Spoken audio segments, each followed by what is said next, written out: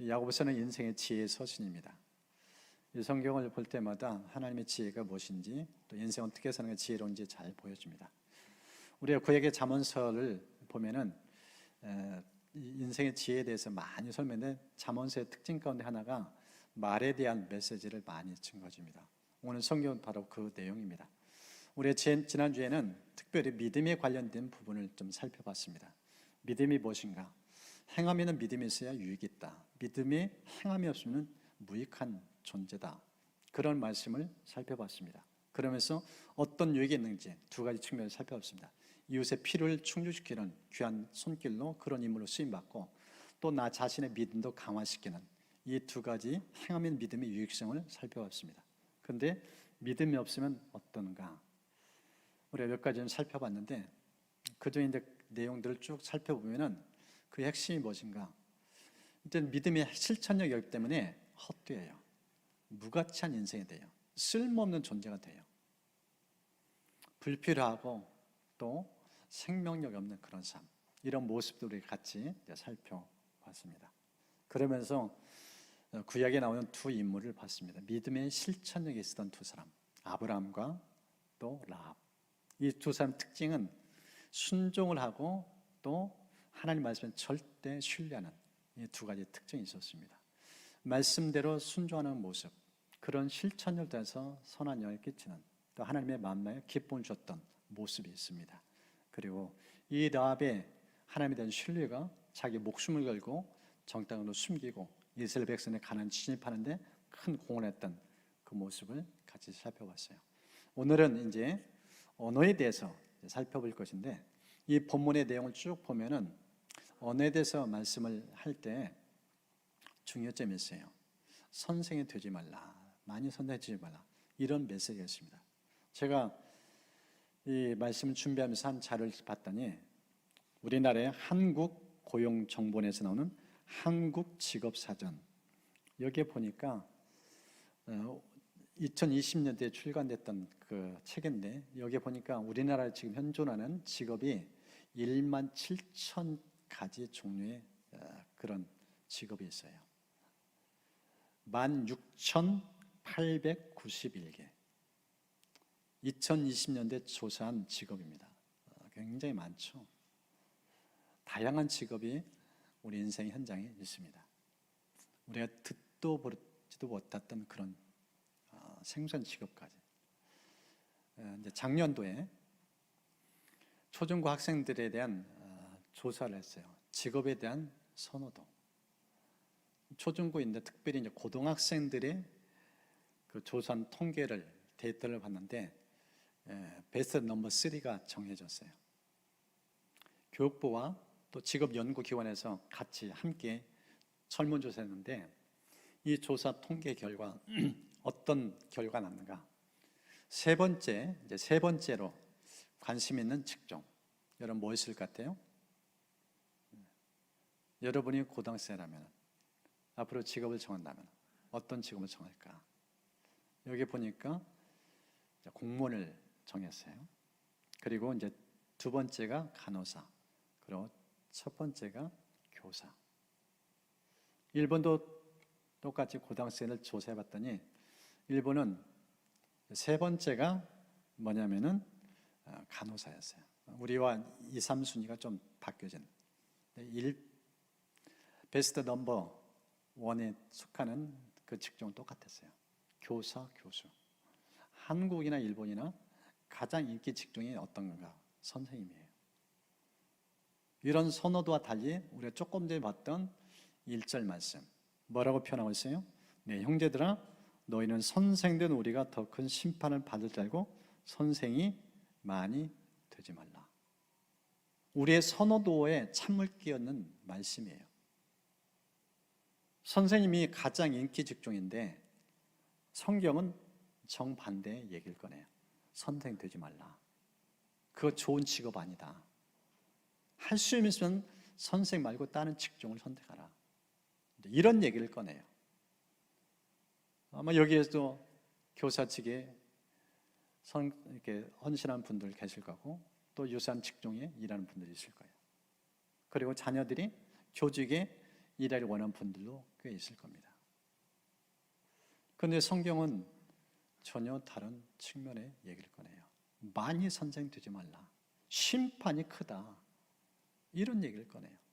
왜 그럴까요? 왜 성경은 이 교직에 대해서, 가르치는 측면에 대해서 이렇게 좀 깊이 현상을 갖게 만들까요? 그 원인이 무엇이고 왜 그럴까? 한 번은 고민하게 만들어 줍니다. 그런데 이 본문은요, 이후에 말씀을 쭉 읽어보면 상호 연결되어 있어요. 왜 이 많은 직종 가운데서 이 가르치는 직종에는 이 교사를 앞장 세우면서 이 말에 대해 설명할까? 여러분, 교직은요, 말을 통해서 사람들에게 영향을 끼치는 직종이에요. 말을 가장 많이 하는 사람이 어떤 사람인가? 교직에 종사하는 사람들이에요. 말을 통해서 영향을 끼쳐야 돼요. 그러니까 그 입의 영향력이 얼마나 큰지. 그래서 이 말의 영향력, 파급 효과 때문에 교직을 들 수 있으면 자제하라. 이 내용이 본문에 담겨져 있습니다. 말 조심하라는 거예요. 말 많이 하는 직종에 서 있으면 하나님이 심판이 크다는 거예요. 여러분, 비단 교직뿐이겠어요? 우리 인생을 살면서 대부분이 말하면서 살아가요. 대인관계 어떻게 해요? 말을 하면서 대인관계를 맺어요. 연애를 하더라도, 직장을 선택하는데도, 직장에서 일하는데도 어느 직종인지 말 없이 일하는 직종이 없어요. 다 말을 하며 인생을 살아갑니다. 그래서 교직은 대표적인 직종의 한 예고, 모두가 다 귀담아 들어야 돼요. 말 조심 어떻게 하는가? 왜 성경은 말 조심하라고 했는가? 오늘 성경에서 몇 가지 왜 말 조심해야 하는지 몇 가지 이유를 좀 살펴보려요. 첫 번째가요, 실수가 많기 때문이라는 것이에요. 실수가 많기 때문에 말 조심하라고 강조합니다. 여러분, 2절 보십시오. 우리가 다 실수가 많으니 만일 말에 실수가 없는 자는 곧 온전한 사람이라 능히 온몸도 굴레 씌우리라. 여러분, 2절 말씀 보십시오. 우리 사람들에 대해서 뭐라고 표현하셨어요? 모두 다예요. 모두가 다, 예의 없이 남녀노소 빈부귀천, 배운 사람이나 안 배운 사람이나 아무리 많은 공부를 한 사람일지라도, 아니 학력이 부족한 사람일지라도 그의 말하는 거 보면 다 실수투성이라는 거예요. 실수하지 않은 인간이 없다는 거예요. 여러분, 인생을 다 뭐가 있어요? 부족해요. 허물이 많고요. 제가 우리 하반기에 성경 통독할 수 있도록 드라마 이 바이블 이걸 이렇게 편집해가지고 보냈는데, 첫 번째 편집하는데 엄청 실수했어요. 정말 저는 그렇게까지 실수한 적이 별로 없었는데 100일 동안 통독 일정표를 편집을 하면서 이렇게 내가 실수를 많이 하는가, 새삼 놀랐어요. 완전히 새로 했어요. 완전히. 그거 아니라 얼마나 시간을 또 투자한지 몰라요. 실수 안 하려는 생각하고 최선을 다했는데 보니까 잘못된 거예요. 새로 하지 않으면 안 될 정도로. 근데 오늘 성경 보니까 그런 일을 하면서는 실수와 비교 안 되는 것이 말 실수라는 거예요. 매일마다 실수하면서 살고 있다는 거예요. 여러분, 지난 한 주 돌아보세요. 지난 한 주 돌아보면서 말 실수 없이 내가 온전하게 오늘 예배 드렸다. 어느 누가 장담할 수 있어요? 날마다 실수하면서 사는 인생이 우리라는 거예요. 오늘 성경 바로 그 모습을 보여줍니다. 어떻게 대표하는가? 가정법을 썼어요.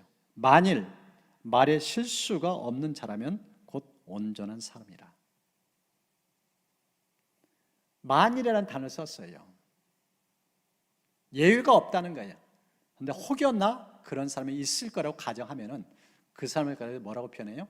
온전한 사람, 성숙한 사람, 고매한 인격을 가진 사람으로 지켜 세워요. 그렇게 지금 인정하고 있다는 거예요. 무슨 뜻이에요? 말 실수 없이 성숙한 인품 가진 사람 찾기가 너무너무 드물다는 거예요. 희소 가치가 높은 존재, 이게 말 실수 없는 사람이라고 오늘 성경은 말씀합니다. 예수님이 이 땅 오셔서 하신 말씀 가운데 이런 표현이 있습니다. 누가복음 6장에 이런 말씀하십니다. 선한 사람은 마음에 쌓은 선에서 선을 내고 악한 자는 그 쌓은 악에서 악을 내느니 이는 마음에 가득한 것을 입으로 말한다. 우리가 왜 실수가 많은가? 마음에 별로 좋은 게 안 담겨 있다는 거예요. 마음에 쌓여 있는 게 사람들에게 고통을 주고 아픔 주는 것도 가득 차 있다는 거예요.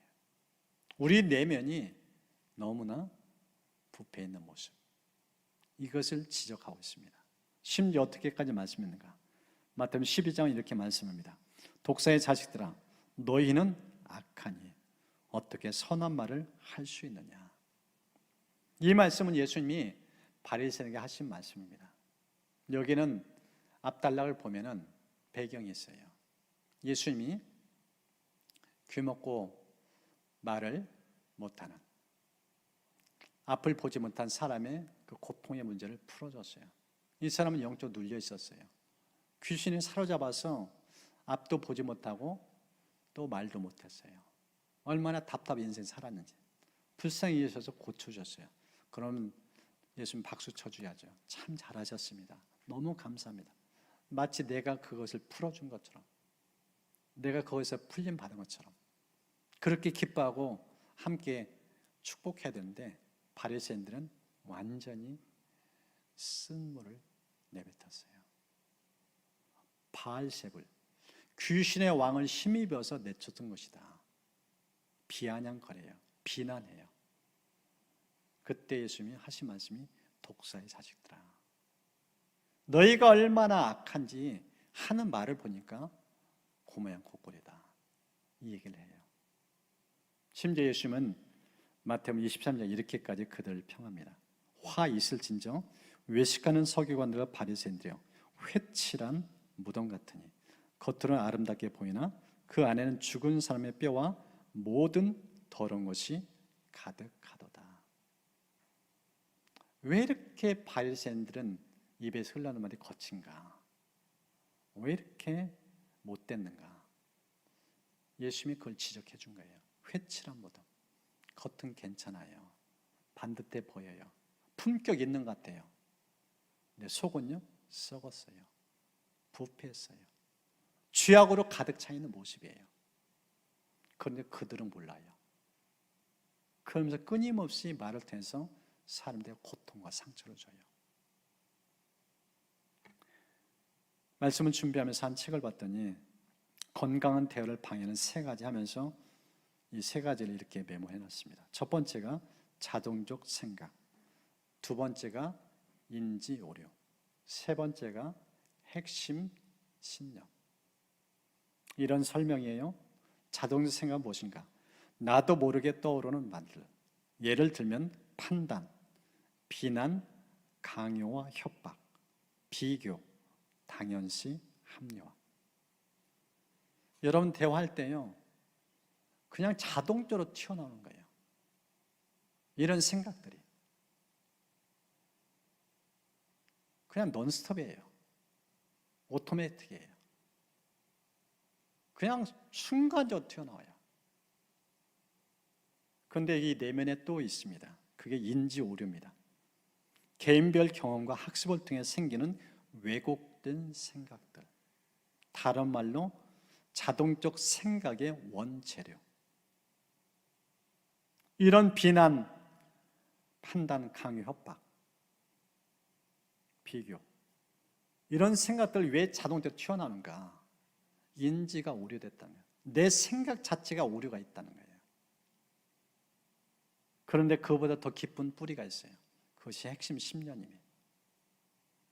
생각보다 더 깊이 자리 잡은 내면의 기준, 굳어져 버린 성격과 세상을 살아가는 판단 기준.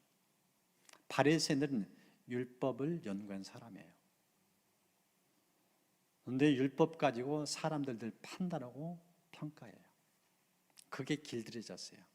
그게 완전히 굳어진 습관이 됐어요. 그러니까 그 생각 기저에 깊은 뿌리에 이 핵심 신념, 잘못된 걸로 깊이 뿌려내니까 튀어나오는 게 판단하고 정죄하고 비방하는 거예요. 그 결과가 말실수를 계속하는 거예요. 우리도 똑같다는 거예요. 어쩌다 말실수가 아니에요. 자동적으로 그냥 생각이 튀어나와요. 그걸 또 파고 들어가면 내 인지 자체가 벌써 왜곡되어 있다는 거예요. 그리고 그 뿌리를 보니까 신념이에요. 진짜가 아닌, 진리가 아닌데 그걸 그냥 붙잡고 놓지를 않아요. 이미 굳어졌어요. 그러니까 관계를 힘들어하는 겁니다. 죄선으로 가득 차 있다는 겁니다. 그러니까 쉽지 않아요. 말 실수했는데 아이고 이러지 말아야지. 또 실수하는 거예요. 우리 삶의 전 존재가 그렇게 죄악으로 점철됐음을 보여줍니다. 왜 우리가 말 조심해야 되는가? 두 번째 부분인데요. 큰 영향을 미치기 때문이에요. 영향력이 커요.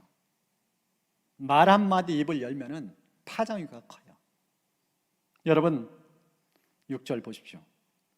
혀는 곧 불이요 불의의 세계라. 혀는 우리 지체 중에서 온 몸을 더럽히고 삶의 수레바퀴를 불살한다. 표현 보십시오. 혀를 뭘로 비유하고 있어요? 불로 비유하고 있어요. 온몸을 불살한다고 표현하고 있어요. 엄청난 파장 효과입니다. 마가복음 6장을 보면은 헤롯 왕이 잔치를 베풀고 많은 하기를 초청하고 그 현장에 헤롯의 딸이 와서 춤을 추게 만들어요.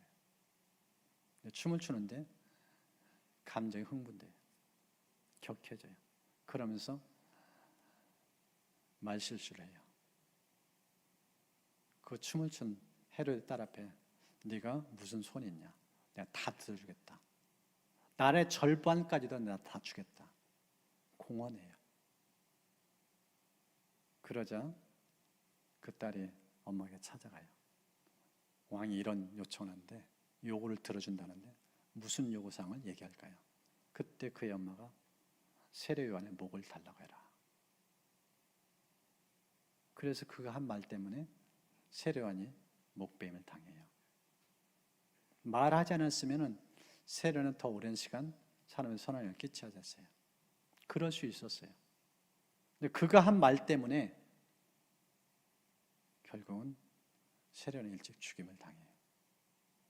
이게 말에 끼치는 영향이에요. 한 방송국에서 아나운서들 말하는 직종이잖아요. 아나운서들에게 실험을 했어요. 한 달 동안. 두 병을 담아가지고 한 병에는 고맙습니다. 한 병은 네가 싫어. 네가 미워. 이런 딱지를 붙이고 그 안에 밥을 넣고 매일마다 그 병 앞에 가서 말하도록 했어요. 이 고맙습니다는 이 병 앞에서는 항상 좋은 말만 하라겠어요.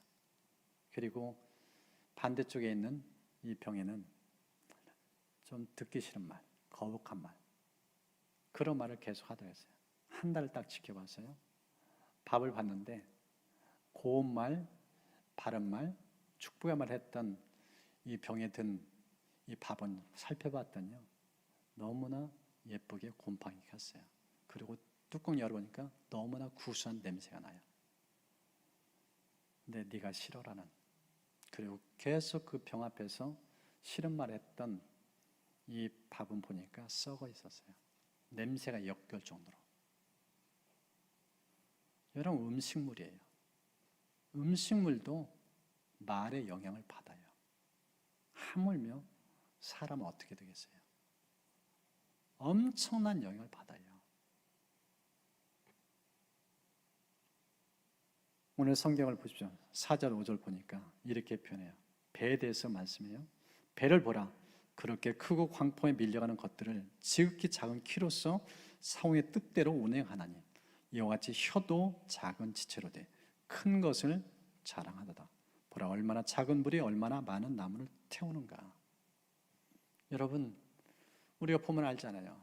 저 망망대, 거기에 엄청난 큰 배가 항해를 해요. 그런데 그 항해하는 배를 뭐가 움직이는가? 지극히 작은 키예요. 이 키로 배를 다 컨트롤해요. 배 몸집 크기에 비해서 너무나 지극히 작은 한 부분이에요. 근데 그걸로 다 통제를 해요. 표현 보십시오. 온 산을 태우는 게 뭘로 시작돼요? 작은 성냥불. 성냥불 하나 던졌는데 산을 다 태워버려요.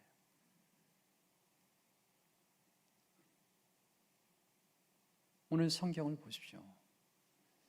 우리 몸의 일부인 이 혀, 세치혈한 단어예요. 10cm도 안 돼요. 그 작은 혀가 몸을 불살한대요. 온몸에 고통을 줄 수도 있고 축복을 주시는 게 이 혀예요. 그럴 정도로 이 말은 파급력가 크다는 것을 보여줍니다. 여러분 유재수가 알죠? 유재수 무명 시절 때 참 고민을 많이 했던 흔적이 있더라고요. 유재수의 삶에 대해서 이제 이렇게 쭉 들었던 한 가수가 그의 삶을 글로 옮겼어요. 그리고 거기에 곡을 붙였어요. 제목은 무엇인가? 말하는 대로. 그 20대 시절의 모습, 가사의 시작은 이렇습니다. 나 20살 적에 하루를 견디고 불안한 잠자리에 누울 때면 내일 뭐 하지? 내일 뭐 하지? 걱정을 했지. 두 눈을 감아도 통 잠은 안 오고 가슴은 아프도록 답답할 때 난 왜 안 되지? 왜 안 되지? 되뇌었지. 말하는 대로 될 수 있다고는 믿지 않았지. 믿을 수 없었지. 마음 먹은 대로 생각한 대로 할 수 있다는 건 거짓말 같았지. 고개를 저었지. 이때 20대의 모습이에요. 되는 게 없었어요. 나는 왜 안 되는가? 내 인생 왜 안 풀리는가? 그렇게 자괴감으로 인생을 어둡게 살았어요. 그러면서 가사는 계속 이어집니다.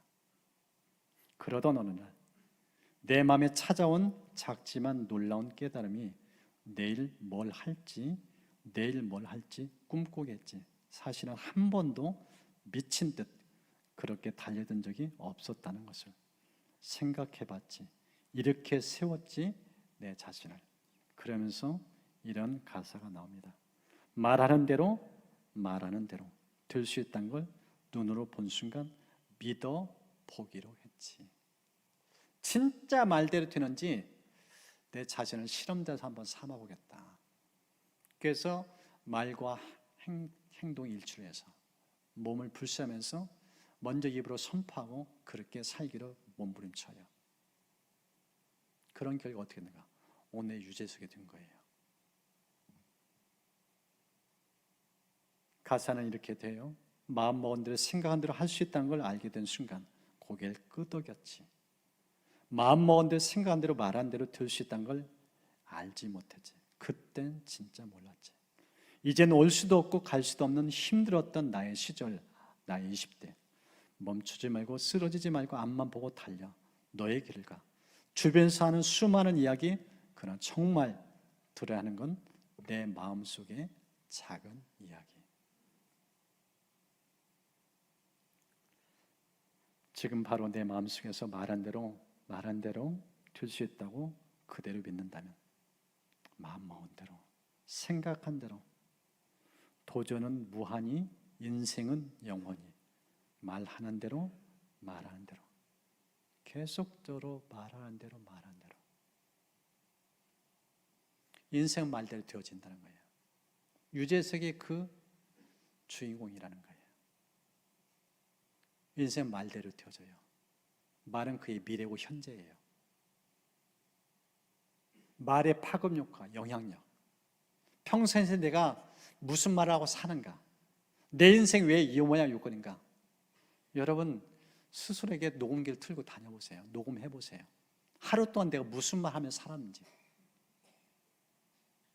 고운 말, 생산적인 말, 생명의 언어를 하면은 내 삶이 열매가 풍성해요. 그런데 파괴적인 말, 부정적인 말, 해를 끼치는 말을 했으면은 내 인생은 주저앉아요. 빛을 보지 못해요. 말의 영향력, 파급력과 얼마나 큰지 이 성경 우리에게 거듭 말씀합니다. 하나님께서 저 여러분에게 매일의 삶 속에 생명을 통해서 인생 생존을 살 수 있는 은총을 축복합니다. 세 번째, 왜 말 조심해야 하는가? 길들이기가 정말 어렵기 때문이에요. 여러분 본문의 7절, 8절 보십시오. 여러 종류의 짐승과 새와 벌레와 바다의 생물은 다 사람이 길들일 수 있고 길들여 왔거니와 혀는 어떻게 된다고요? 능히 길들일 사람이 없다. 여러분 이 세상에는 피조물들 웬만하면 다 사람이 길들여요. 무시무시한 그런 날짐승, 길짐승 다 포함해서 사람 손에 다 길들이죠. 그런데 오늘 성경 보십시오. 새치에는 길들이지 않대요. 이걸 길들인 사람이 거의 없다는 거예요. 그래서 실수가 많다고 그걸 우리에게 말씀을 합니다. 심지어 이렇게 표현해요. 쉬지 않은 낙, 죽이는 독에 가득한가. 내 혀의 특징을 이렇게 두 가지로 묘사하고 있습니다. 이성민 집사님 자식들 키우면서 가장 많은 실수가 말했대요. 자식들 키우기 만만치 않아요. 그래서 엄마가 독서를 많이 자식들에게 퍼부었대요. 근데 어느 날 하나님이 다가오셔서 말을 걸었대요. 어떤 말인가? 네가 한 말 그대로 내가 자식들에게 행해주랴. 이래 말 한마디 해줬대요. 너 그 말 그대로 내가 듣고 그대로 실천해주마. 이 얘기를 듣고 소스라치게 놀랐대요. 하나님이 다 듣고 계셨다는 거예요. 그때 하나님의 그 무서운 경고 앞에 자신을 추스렸대요. 그리고 그때부터 작정했대요. 길들여진 말을 바꾸게 작정했대요. 말을 바꾸니까 그분의 편하게요. 집안이 달라졌대요. 내가 달라지니까 자식들도 달라지고 집안 분위기가 달라졌대요. 여러분 집안 분위기 바꾸는 거요. 가구 좀 바꾸고 이태리 조금 한다고 절대 바꿔지지 않아요. 집안 바꾸는 것은 내 혀에 있어요. 내 말을 바꾸면 집안이 달라져요. 인생을 새롭게 바꾸고 싶다면 말부터 바꾸면 되어집니다. 오늘 성경 그 메시지를 들려줍니다. 언어를 길들이고 좋은 언어를 하기로 작정하면 인생 얼마든지 달라질 수 있다. 이 메시지를 오늘 성경 우리에게 들려줍니다. 오늘 성경은 그럼 어떻게 언어 생활할까? 언어 생활을 잘한 지혜를 두 가지로 강조해 줍니다. 첫 번째는요, 절제 훈련이에요. 절제하라는 거예요, 말하는 것. 여러분 3절 보십시오. 우리가 말들의 입에 재갈을 물리는 것은 우리에게 순종하게 하려고 그 온몸을 제어한다. 재갈, 제어, 이 두 개가 딱 매칭이 돼요. 여러분 야생말 길들이는 거 보셨나요? 제가 검색해서 이렇게 봤어요. 몽골에서 야생마인데요, 천방지축이에요. 이리 뛰고 저리 뛰어요. 통제불능이에요. 그런 말을 길들이는 어떻게 길드는가? 그 야생마의 입에 재갈을 물려요. 그 재갈을 딱 물리는 순간 통제돼요. 그렇게 날뛰었는데 온순해져요. 말을 타고 이동하게요. 길들여져요. 어떻게 그러면 우리 입에 재갈을 물릴까? 두 가지를 좀 나누고 싶어요. 첫 번째가 스페인 격언입니다. 스페인에 한 유명한 신부가 계셨어요. 이 신부는요, 너무나 유명한 분이라 꼭 찾아서 만나고 싶을 만큼 그런 분이에요. 어느 날 날마다 싸우는 한 가정에 이 고충을 풀기 위해서 상담차 이 신부님 찾아갔어요. 그런데 이 성 빈센치오 신부님이 물 한 병을 주면서 이것은 거룩한 물 성수입니다. 부부싸움이 일어날 때, 서로가 감정 상할 때, 그때 이 물을 좀 들이키십시오. 그것을 완전히 목공으로 넣지 마시고 입에 머물고 계십시오. 싸우려 할 때, 그때 물 좀 마시고 입에 꼭 담고 계십시오. 근데 진짜 그 신부님이 가르쳐준 대로 실천해 봤어요. 부부싸움이 없어졌어요. 그렇게 화목한 관계 됐어요. 너무나 화평 가정을 이뤘어요. 알고 보니까 침묵 훈련을 시킨 거예요. 물의 능력이 쓴 게 아니라 물 한 모금 입에다가 머금고 있는 그 순간, 말을 하지 않으니까, 침묵하니까 부부싸움이 줄어들고 사라졌다는 거예요. 이게 절제 훈련이에요. 여러분 한번 실천해 보십시오. 부부싸움을 할 때, 부모와 자녀 간의 관계가 어긋날 때 가셔서 냉장고에 물을 꺼내가지고 입에 넣어보세요. 말을 할 수가 없어요. 침묵하게 되어져요. 싸움이 그쳐요. 이게 지혜예요. 절제하면 됩니다. 두 번째, 어떻게 절제할 수 있는가? 메멘토 모리. 라틴어예요. 죽음을 기억하라는 거예요. 한 언어 전문가, 대화에 대해서 오랫동안 15년 이상을 이 대화 때문에 관계가 악화되고 가정에서나 일터에서나 힘겹게 인생사는 사람들, 수많은 상담하면서 이분이 그 조언을 해준 거예요. 메멘토 모리, 죽음을 기억하라. 여러분, 이 메멘토 모리는 어떤 상황에서 나온 줄 아시나요? 로마 군인들이 원정을 갔어요. 싸움하고 승리하고 돌아와요. 개선 장군이에요. 군중들이 나와서 환호해요. 그런데 이 환호 행렬 가운데서 한 노예가 이 개선 장군이 개선하는 이 행진한 이 노정에서 큰 목소리로 이 외치는 거예요. 메멘토 모리, 메멘토 모리. 이걸 계속 외치게 만들어요. 무슨 뜻일까요?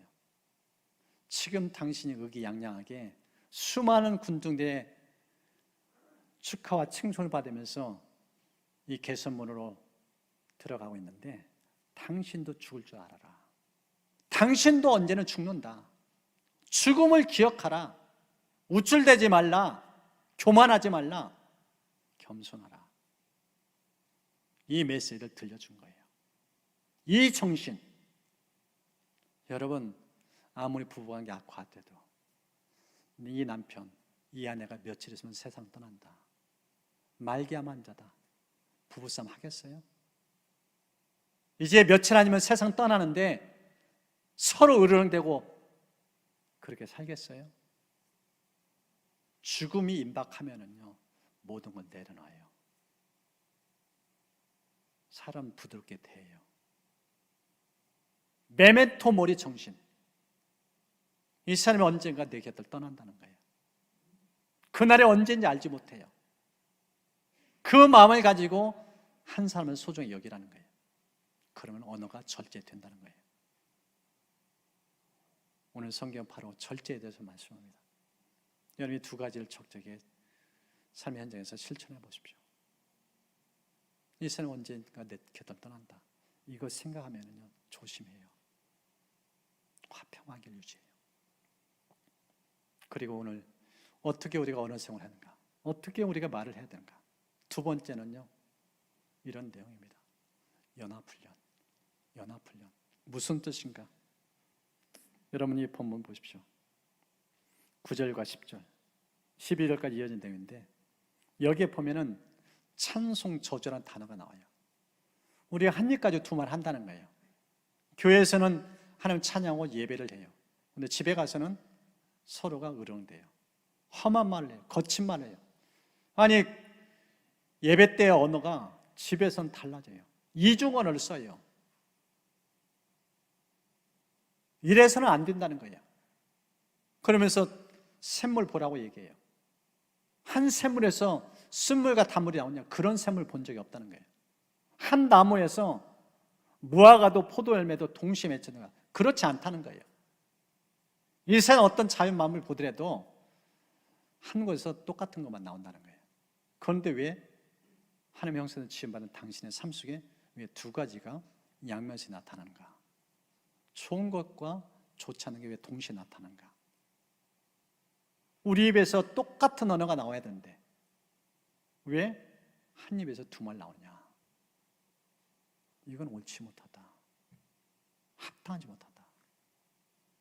우리 지난 금요일 날 함께 나눴던 이 사도행 15장에 나오는 바나바와 바울, 이들의 모습 보면 우리에게 삶에 큰 교훈을 줘요. 이 두 지도자는요, 안디옥교회를 든든히 세우는데 혁혁한 공헌했던 분들이에요. 바나바가 성령 충만하고 착하고 그의 가르침을 대해서 수많은 사람이 새 가족이 날마다 매주마다 이렇게 교회에 등록해요. 폭발적인 성장을 해요. 앉을 자리가 없어요. 양육할 수 없을 정도가 돼요. 그래서 그가 다소까지 가서 이 사울을 교회로 초청해요. 함께 양육사를 해요. 그러면서 얼마나 말씀으로 잘 양육했는지 안디옥교회에서 그리스도라는 칭호를 얻어요. 진짜 예수 잘 믿는다. 예수 믿는 저런 삶이 나타나는구나. 칭송을 받아요. 그럴 정도 둘이 팀상이 환상의 팀워크를 가졌던 분들이에요. 그런데 그들이 1차 전도여행 잘 다녀오고 많은 선교 열매를 맺고, 그런 사람들이 이제 2차 이제 그때 어떻게 잘 지냈는지 확인차 가기 전에 이제 마가를 데려가느냐 안 데려오냐, 이것 가지고 둘이 옥신각신 싸워요. 근데 보통 싸운 게 아니에요. 심하게 싸웠고 피차 갈랐었다고 성경 표현해요. 성령 충만했던 분이에요. 교회에 엄청나게 영향을 끼쳤던 분이에요.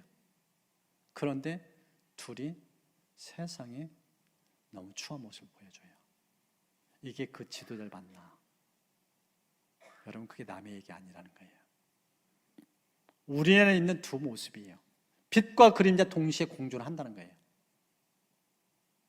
어떻게 저 지도 예배 저런 말 할 수 있는가? 저런 언행을 할 수 있는가? 그럴 수 있다는 거예요. 오늘 성경도 보십시오. 한 입까지 두 말 한다는 거예요. 너 어떻게 그걸 바꿀 수 있는가? 다른 데 있지 않아요.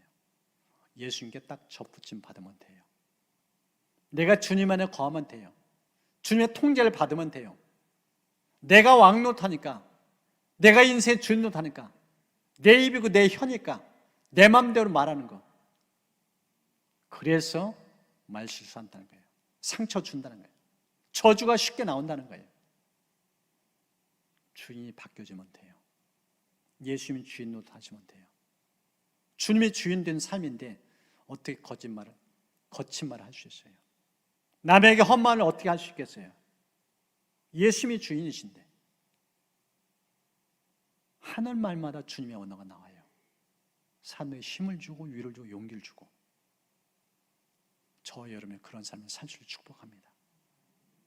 오늘 성경은 말조심에 대해서 강조했습니다. 왜 말조심이라고 한다요? 우리가 다 실수가 많기 때문이니까. 그리고 말은 큰 영향을 미치기 때문이라는 거. 그래서 우리가 말 조심할 것을 강조를 했어요. 그리고 무엇보다 말은 정말로 길들이기 쉽지 않아요.